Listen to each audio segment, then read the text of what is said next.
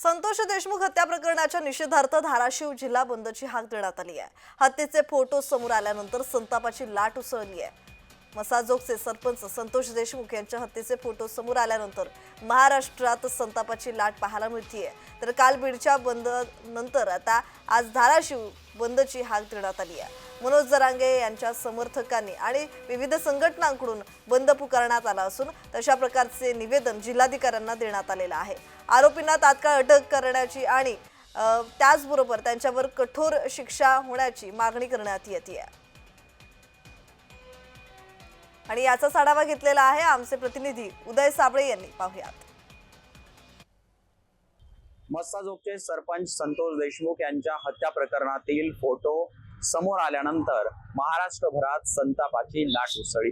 काल बीड बंदनंतर आज धाराशिव जिल्हा बंदची हाक देण्यात आली होती आणि आज धाराशिव जिल्हाभरात कडकडीत बंद पाळण्यात येतोय। खरं तर आज 10वीचा बोर्ड परीक्षेचा गणिताचा पेपर आहे। मात्र या 10वीच्या परीक्षार्थींना कोणताही त्रास होऊ नये याची काळजी देखील यावेळी घेण्यात येत आहे। खरं तर आज धाराशिव पूर्ण जिल्हाभरात जो आहे तो कडकडीत बंद पाळण्यात येत आहे। आपण पाहू शकतो की आज सकाळपासूनच दुकाने बंद ठेवत व्यापारी आणि नागरिकांनी या बंदमध्ये सहभाग नोंदवला आहे। इतकंच नाही तर धाराशिव जिल्हाभरात जो आहे तो हा कडकडीत बंद पाळण्यात येतोय। इतकंच नाही तर धाराशिव जिल्ह्यातील सर्वच तालुक्यांमध्ये धाराशिव शहरासहित हा बंद पाळण्यात येतोय।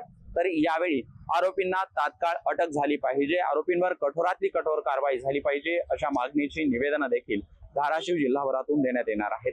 इतकंच नाही तर धाराशिव शहरामध्ये आज दुपारी मोठी रॅली देखील काढण्यात येणार आहे आणि त्यानंतर जिल्हा प्रशासनाला निवेदन देखील देण्यात येणार आहे। उदय साबळे पाटील, जय महाराष्ट्र, धाराशिव।